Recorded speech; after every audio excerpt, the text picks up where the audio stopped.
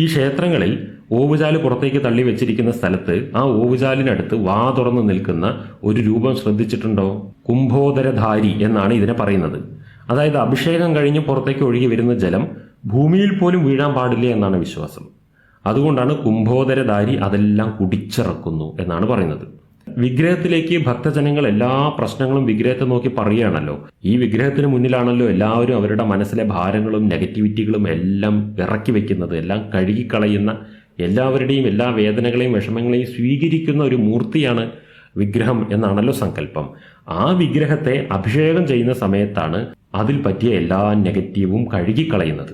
ഇത്തരത്തിൽ അഭിഷേകത്തിന് ശേഷം എല്ലാവരുടെയും എല്ലാ പ്രശ്നങ്ങളെയും ഏറ്റെടുത്ത ആ വിഗ്രഹം കുളിച്ച് വൃത്തിയായി അഭിഷേകത്തിലൂടെ ശുദ്ധീകരിക്കപ്പെടുകയാണ്. അപ്പോൾ ആ നെഗറ്റീവ് മുഴുവൻ കഴുകിക്കളയുകയാണ്. ഈ നെഗറ്റീവാണ് ഒഴുകിപ്പോകുന്നത് ദ്വാരത്തിലൂടെ. അതിനെ നമ്മൾ കുടിച്ചാൽ എന്താണ് സംഭവിക്കുക? അത് ഗുണത്തിലേറെ ദോഷമാണ്. എന്നാൽ ശ്രീകോവിലിന് ഉള്ളിൽ നിന്നും പൂജാരി പൂജിച്ച തീർത്ഥം ശംഖിലോ കിണ്ടിയിലോ ആക്കി കൊണ്ടുവരും തീർത്ഥമായിട്ട്. അതുപോലെ ശിവക്ഷേത്രത്തിലെ ധാരാജലം ശ്രീകോവിലിനുള്ളിൽ നിന്ന് നൽകും. അങ്ങനെ ശ്രീകോവിലിന്റെ കവാടത്തിലൂടെ നമുക്ക് തരുന്ന ഏത് ജലവും സ്വീകരിക്കാം. അത് ക്ഷേത്രാചാരമാണ്. ശ്രീകോവിലിൽ നിന്ന് ഒഴുക്കിക്കളയുന്ന ജലം നമ്മൾ ഒരിക്കലും അവിടെ പോയി കയ്യിൽ സ്വീകരിച്ച് ശിരസിലാക്കുകയോ കുടിക്കുകയോ ചെയ്യരുത്. കുംഭോദരധാരിയിലൂടെ ഒഴുകുന്ന ആ ജലം നെഗറ്റീവ് നിറഞ്ഞതാണ്. അത് നമ്മൾ കുടിക്കാൻ പാടില്ല. ഇത് വളരെ ശ്രദ്ധിക്കേണ്ട കാര്യമാണ്. അതുപോലെ തന്നെ ക്ഷേത്ര ദർശനം എങ്ങനെയാണ് ചെയ്യേണ്ടത് എന്നുള്ളതിനെക്കുറിച്ച് ഒരുപാട് ചോദ്യങ്ങളുണ്ടായിരുന്നു. വളരെ ചുരുക്കിയിട്ട് അതിനെക്കുറിച്ച് പറഞ്ഞു തരാം.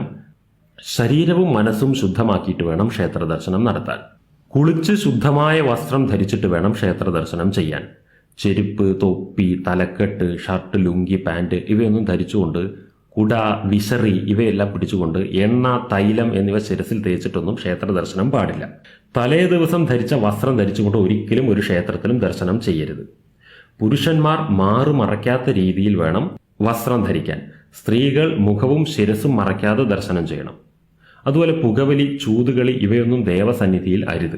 നഖം, മുടി, രക്തം, തുപ്പൽ, മറ്റെന്തെങ്കിലും വിസർജ്യങ്ങൾ ഇവ ക്ഷേത്രത്തിൽ വീഴാൻ ഇടയാകരുത്. സ്ത്രീകൾ ആർത്തവം 7 ദിവസം കഴിഞ്ഞ ശേഷം മാത്രമേ ക്ഷേത്ര ദർശനം ചെയ്യാൻ പാടുള്ളൂ. ശിവക്ഷേത്രത്തിൽ 10 ദിവസം കഴിഞ്ഞിട്ടേ പോകാൻ പാടുള്ളൂ. മരിച്ച പുലയിൽ 16 ദിവസവും ജനിച്ച പുലയിൽ 11 ദിവസവും കഴിഞ്ഞ് ക്ഷേത്ര ദർശനം ചെയ്യാൻ പാടുള്ളൂ. ഒരു പ്രസവം നടന്നു കഴിഞ്ഞാൽ കുഞ്ഞിന്റെ ചോറൂണിനോ അതിനുശേഷമോ മാത്രമേ അമ്മയും കുഞ്ഞും ചേർന്ന് ക്ഷേത്ര ദർശനം ചെയ്യാൻ പാടുള്ളൂ. വിഷയാസക്തികളും അസൂയയും പരദ്രോഹ ചിന്തയും മറ്റും വെച്ചുകൊണ്ട് ഒരിക്കലും ക്ഷേത്ര ദർശനം നടത്താൻ പാടില്ല. ക്ഷേത്രത്തിനകത്ത് ഉറങ്ങാനോ, ചിരിക്കാനോ, കരയാനോ, നാട്ടുവർത്തമാനം പറയാനോ ഇതൊന്നും ചെയ്യാൻ പാടില്ല. വിളക്കിലൊഴിച്ച എണ്ണയുടെ ശേഷം ശിരസിലോ ദേഹത്തോ തുടക്കുകയൊന്നും ചെയ്യാൻ പാടില്ല. അനാവശ്യ സ്ഥലങ്ങളിൽ കർപ്പൂരം കത്തിച്ചു വയ്ക്കുക, പ്രസാദം അണിഞ്ഞിട്ട് ബാക്കിയുള്ളത് ക്ഷേത്രത്തിന്റെ ചുമരിൽ എവിടെയെങ്കിലും തേച്ചു വയ്ക്കുക, ഇതൊന്നും ചെയ്യാൻ പാടില്ല. സ്ത്രീകൾ മുടി പൂർണ്ണമായും അഴിച്ചിട്ടിട്ട് ക്ഷേത്ര ദർശനം നടത്താൻ പാടില്ല. ക്ഷേത്രത്തിൽ സമർപ്പിക്കുന്ന എണ്ണ, നെയ്യ്, പൂക്കൾ തുടങ്ങിയവ ശുദ്ധമായിരിക്കണം. അത് മണത്ത് നോക്കിയിട്ടൊന്നും ക്ഷേത്രത്തിൽ സമർപ്പിക്കാൻ പാടില്ല.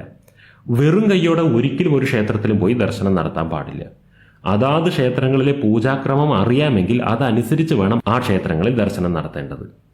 ഇനി ക്ഷേത്ര മതിൽക്കകത്തെക്കുറിച്ച് പറഞ്ഞു തരാം. ക്ഷേത്രം എന്നതിന്റെ സങ്കല്പം മനുഷ്യ ശരീരവുമായിട്ടാണ് ബന്ധിപ്പിച്ചിരിക്കുന്നത്. ഇതം ശരീരം കൗന്ദേയ ക്ഷേത്രമിത്യഭിധീയതേ എന്ന് പറയുന്നു ഭഗവത്ഗീതയിൽ. അതായത് ചൈതന്യം കുടികൊള്ളുന്ന ഒരു ക്ഷേത്രമാണ് ഈ മനുഷ്യ ശരീരം തന്നെ. അതുകൊണ്ടാണ് മനുഷ്യ ശരീരത്തിന്റെ രീതിയിലാണ് ക്ഷേത്ര വാസ്തു സമുച്ചയത്തിന് രൂപകൽപ്പന ചെയ്തിട്ടുള്ളത്. മനുഷ്യ ശരീരത്തിന്റെ സൂക്ഷ്മാവസ്ഥകളെ വിശകലനം ചെയ്ത ശേഷം മൂലാധാരം, സ്വാധിഷ്ഠാനം, മണിപൂരകം, അനാഹതം, വിശുദ്ധി, ആജ്ഞ എന്നീ ഷഡാധാര ചക്രങ്ങളെ പ്രതിനിധാനം ചെയ്തുകൊണ്ട് ക്ഷേത്ര പ്രതിഷ്ഠയുടെ സ്ഥലത്ത് അടിയിൽ നിന്ന് മുകളിലോട്ട് ആധാരശില, നിധികുംഭം, പത്മം, കൂർമ്മം, യോഗനാളം, നപുംസകശില എന്നിവ താന്ത്രിക കർമ്മങ്ങളോടെ സ്ഥാപിച്ചിട്ടുണ്ട്. ഇതെല്ലാം ചെയ്ത ശേഷം മാത്രമേ ഒരു അമ്പലം പണി തുടങ്ങുക പോലുമുള്ളൂ.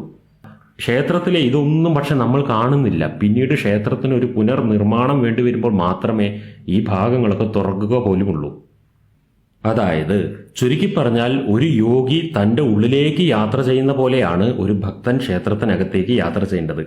ക്ഷേത്രത്തിന്റെ ഓരോ ഭാഗങ്ങളായി കടന്ന് നമ്മൾ ക്ഷേത്ര ശ്രീകോവിലിന് മുന്നിലെത്തി ക്ഷേത്രമൂർത്തിയെ ദർശിക്കുന്ന സമയത്ത് ഞാൻ എൻ്റെ ഭൗതിക ശരീരത്തിനകത്തേക്കും സൂക്ഷ്മ ശരീരത്തിനകത്തേക്കും മനോബുദ്ധികളുടെ അകത്തേക്ക്, ആത്മാവിനകത്തേക്ക് സഞ്ചരിക്കുന്ന പോലെയാണ് അത് പ്രതിനിധാനം ചെയ്യുന്നത്. ഒരു യോഗി തൻ്റെ മനസ്സിന്റെ ശക്തി ഉപയോഗിച്ച് തൻ്റെ ഉള്ളിലേക്ക് സഞ്ചരിക്കുന്നതിൻ്റെ അത് അതുപോലെ ഒന്ന് എക്സിബിറ്റ് ചെയ്തിരിക്കുകയാണ് ഒരു ക്ഷേത്രത്തിൽ ഒരു ഭക്തൻ ക്ഷേത്ര ദർശനത്തിന് പോകുന്നത്.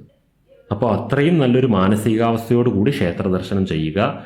എങ്കിൽ പതുക്കെ പതുക്കെ ഒരു ഭക്തൻ ഒരു യോഗിയായി തീരുന്നതാണ്. സാധാരണ ഒരു സാധകൻ ഒരു സിദ്ധനായി തീരുന്നതാണ്. ഇതാണ് ക്ഷേത്ര ദർശനത്തിന്റെ തത്വം.